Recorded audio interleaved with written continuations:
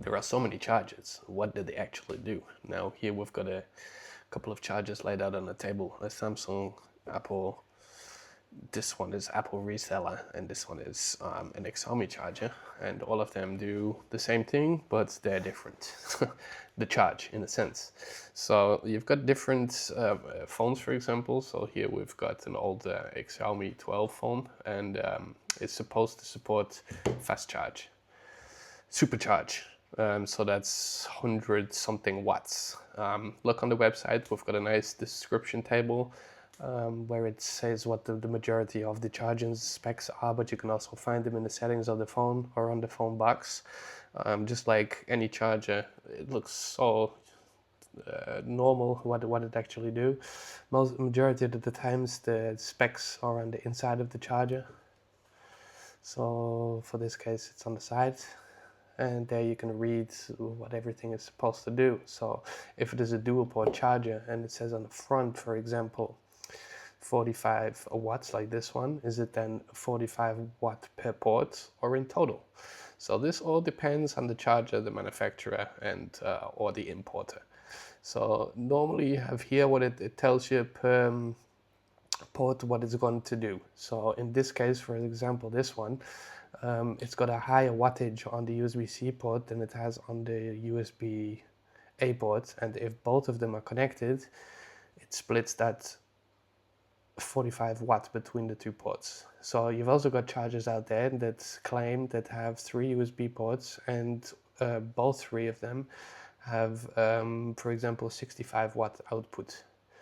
Now, this is where things get a little bit confusing, because a lot of manufacturers have stopped giving the chargers for the phones, and just like this one, it's also for Samsung fast charging. And the reason for that is because there are too many different types of phones and too many different protocols. So we're stepping into an age where charging our normal devices is becoming, I would say, uniform. So soon you only need 1 or 2 different bricks, and basically you can charge any device you want. So now, because we're still working with portable stuff and we're still used to multiple chargers, it's a little bit confusing. Some of the chargers were still given with the old phones, and these are the chargers that were bought separately, so separately to the device. So Apple sells, for example, chargers that only charge iPhones. They don't charge an iPad, or maybe only an iPad Air, depending on the specs. This is where the charging gets interesting, because some people assume that when they have a charger that looks like this, it can only charge an iPhone, or they think, oh, it can charge anything. The chargers are becoming smaller and smaller and smaller. So if you have a 3-ported charger, it could be interesting if it's 240 watt adapter brick, because that would mean that you would be able to charge an iPhone and a tablet or an iPad, and along that maybe also a MacBook. So chargers are very interesting. Now, what do these chargers do, and how do you know what is really happening? Because sometimes a charger will say that it outputs, for example, this I cannot see very well if I had a camera, but it says here on 15 volts 3 amps, or on 20 volts 2.25 amps. So how do we know these claims are real? Well, you don't. You just have to trust whatever your software device is showing on the outside. Now, it's always a combination. So we already had another video about testing USB cables. So you need to know that the rated cable is good for the charger, but it's also spec'd up for the phone.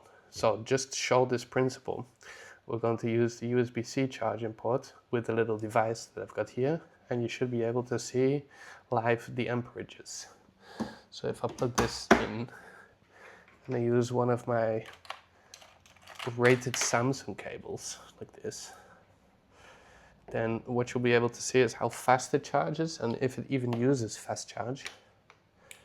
Because this is where it becomes interesting. People just assume that it's going to work. And especially if you've got the phone for a while, you're not going to look at it all of the time. So this is just generic phone. And here you can see, the other way, here you can see the amperages. So I have to wait a little bit before it kicks in, and then you'll see it'll go up to 9-ish volts, maybe max 17 watts. You can leave that in for a while, it will not change. Now what I'm going to do for this example purpose is just quickly swap the cable to what is called an e-marker cable, and this cable communicates together with the phone and the charger. So if you've got a charger that supports fast charging, in this case all of them, then you need a cable that can communicate, and normally it's required to have an e-marker. So if you would use this cable, you can see that your charging speed should, quick charge only. This is where it's interesting, because the phone actually only shows a limited charge, but the amperage is higher. So this is interesting. Does the phone charge now faster than it would with the other specs? The only thing you can do is take the word for it. So if we have this charger, for example, you can see a red USB port. This is the one that was sold with this phone. Now they claim like 100, 140 watt charging on it. I haven't achieved that, but we're going to be using this little adapter because the original cable is broken and does not charge. So if I would swap over the cable into the charger, and just for anybody curious, it looks like this. With the e-marked cable, then you will see that the screen changes to turbo charging. Now this is already faster than fast charge. And then you will see here in the overview that our voltage and amperage is going to stay fixed at 9 volts, roughly 2.5 amps, 20 watts. Now if I read the adapter brick, that's exactly what it's rated for. So that's not 140 watts, as you can see. And this is where it becomes interesting. The cable is rated for at least 100 watts. And to prove this, I can show you. It could be that the adapter is making our life difficult, but in that sense, everybody who uses this kind of stuff will bump into the same issues. Yeah, so it's good for up 100 watts. So I should be able to charge this phone up to 100 watts now. Yeah, that's where the joke comes to. The phone and the cable communicate together and decide what amperage is safe. So maybe you'll check it at 5% and the wattage will be high. But if you plug it into the phone where the charging is already up to 80%, perhaps it will charge slower or slightly faster. It depends. And it also depends on the temperature of the device, how fast it's going to charge. So just because it says a certain rating on a certain charger, it does not necessarily mean that it's going to charge at them speeds. Now, we're going into an age where this is becoming more important, and a lot of the chargers have started to add LCD screens to tell you what port is what charging at what speed and what device. Technically, that's just to bypass an already ongoing marketing, I'm scared to say scam, but you know what I mean. It's not being honest, and still you're selling something. So if I were to give any tips to people buying chargers, I would strongly recommend that you look at the overall picture. So if you've got multiple devices, make sure to look at the specs of the devices and choose a charger and a cable that suits everything. So that means that you only have to buy one. And also, don't buy charging bricks with only one port. If you do buy a charging brick, buy it with multiple ports and make sure that the ports are all rated with a fixed output that you're aware of. iPhones typically don't charge that fast, so don't buy a heavy-duty charger and expect it to charge at a ridiculously high speed, because it won't. They're limited, and more phones are limited.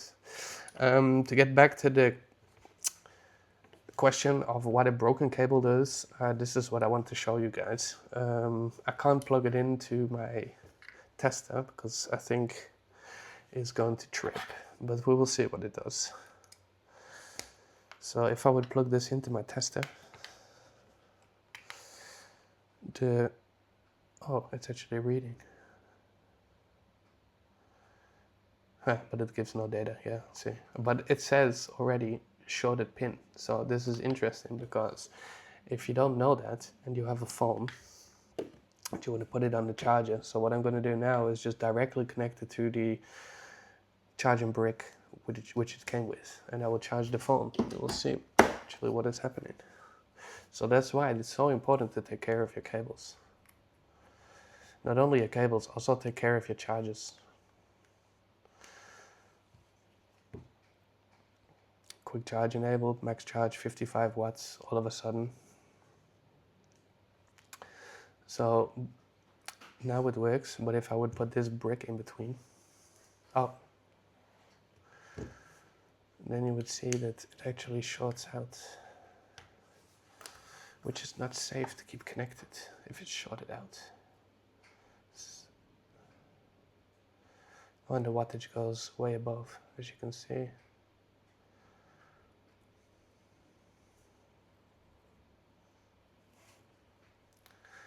And just because of the video. So when I was testing this off screen, it kept shorting out the cable and the phone.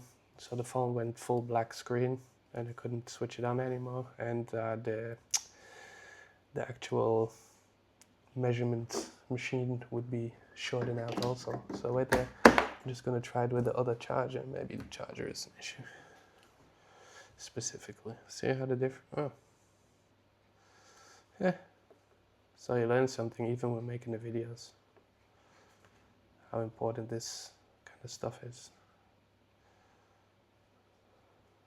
Now it is not shorting out at all. So yeah, it could be the little adapter that we used, but anyway, it's important to keep that in mind. And as you can see, if you use it without adapters, the phone will actually give you a different charging speeds. So now it's going to be on the max charging speed of 55 watts. Now you could already see on this device it was nowhere near 55 watts, so I'm very curious to see that.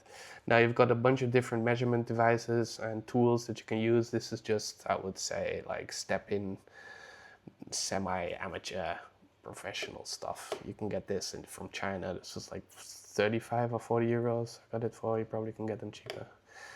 This one was around about, with the shipping on there, I think 120.